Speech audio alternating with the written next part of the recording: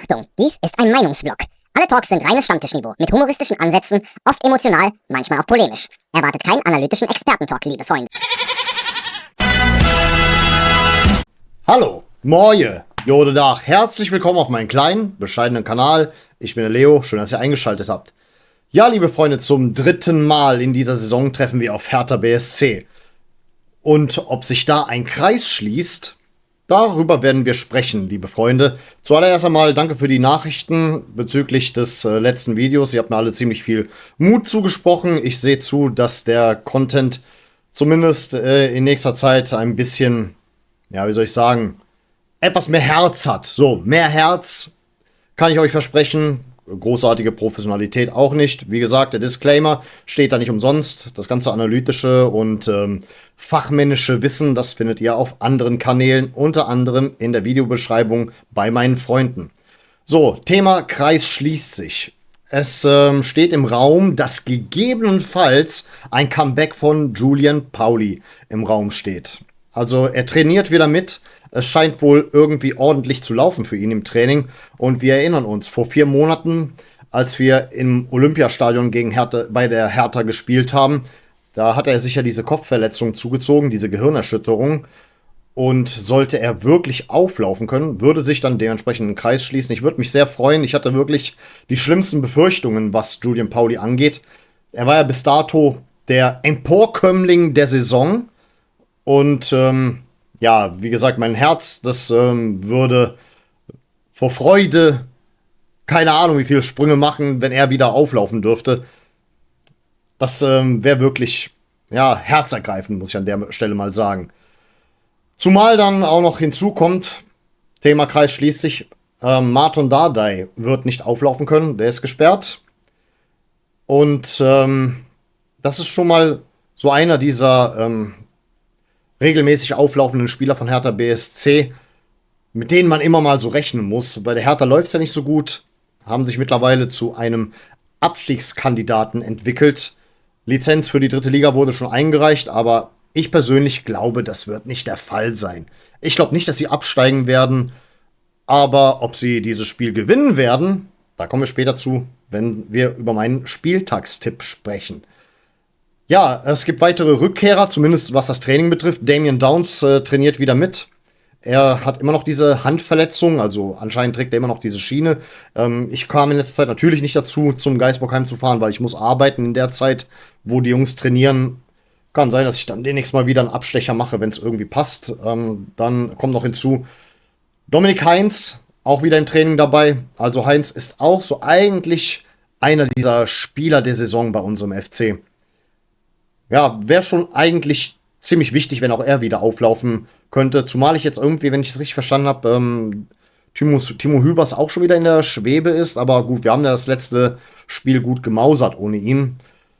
Erik Martel, der ist auf jeden Fall in der Innenverteidigung jemand, der eine gewisse Sicherheit ausstrahlt. Aber wir dürfen auch nicht vergessen, seine 6er-Position ist damit von anderen Leuten besetzt.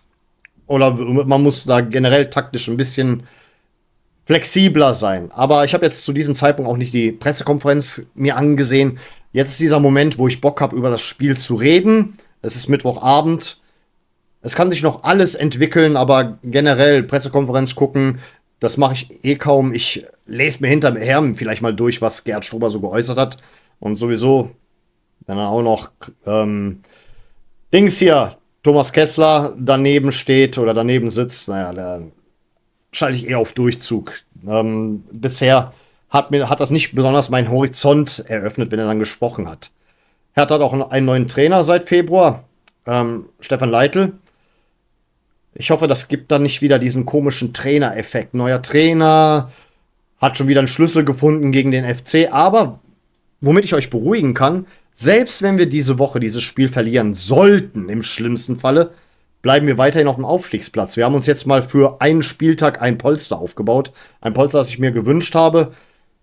Aber trotz alledem, es ist gerade irgendwie so, als würde es wirklich um einen relevanten Titel gehen. Ja, Aufstieg ist relevant, aber seien wir noch mal ganz ehrlich, diese Radkappe, die juckt doch keinen. Hauptsache, du bist irgendwie unter den ersten beiden dabei. Weil Relegation kann ich dieser Mannschaft nicht zutrauen. Peter Neuruhr hat diese Woche mal was Interessantes gesagt.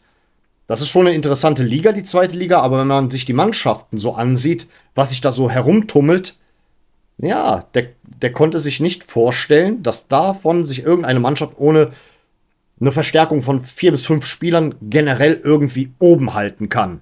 Oder, sagen wir mal, den Abstieg vermeiden könnte. Und da bin ich ehrlich gesagt mit ihm konform. Ich stimme ihm da ehrlich gesagt zu. Also im Sommer muss es da definitiv so einiges an Änderungen geben. Ja, auch in der Führungsspitze. Und da bleibe ich dabei. Christian Keller darf nicht die Zukunft dieses Vereins bestimmen. Jetzt kannst du eh nichts mehr machen, wenn du ihn rauswirfst. Jetzt ist es wirklich zu spät. Jetzt kannst du eh nicht eingreifen. Ich bleibe bei dieser Meinung, dass dieser Mann, zumindest was das Sportliche angeht, definitiv der falsche Mann ist.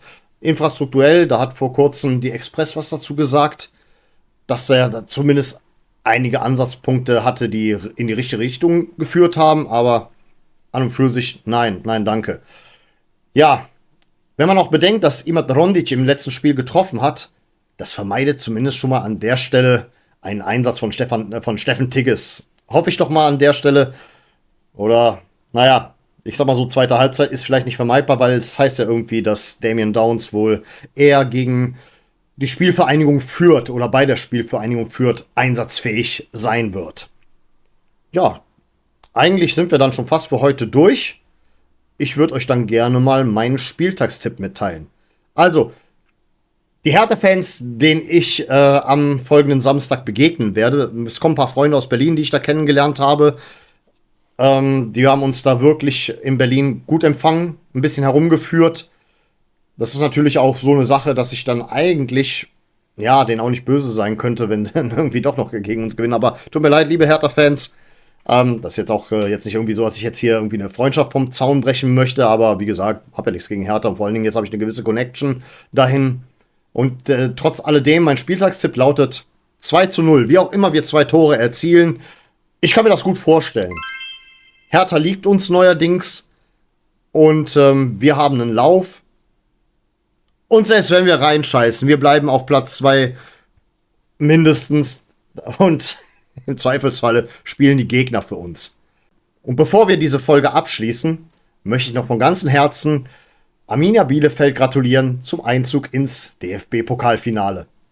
Geile Leistung, mehr möchte ich dazu nicht sagen. Ja, das war's dann, liebe Freunde, an der Stelle. Ich bedanke mich recht herzlich für eure Aufmerksamkeit. Vielen Dank fürs Zusehen. Und dann würde ich sagen, auf Wiedersehen. Denn wir wollen uns doch wiedersehen.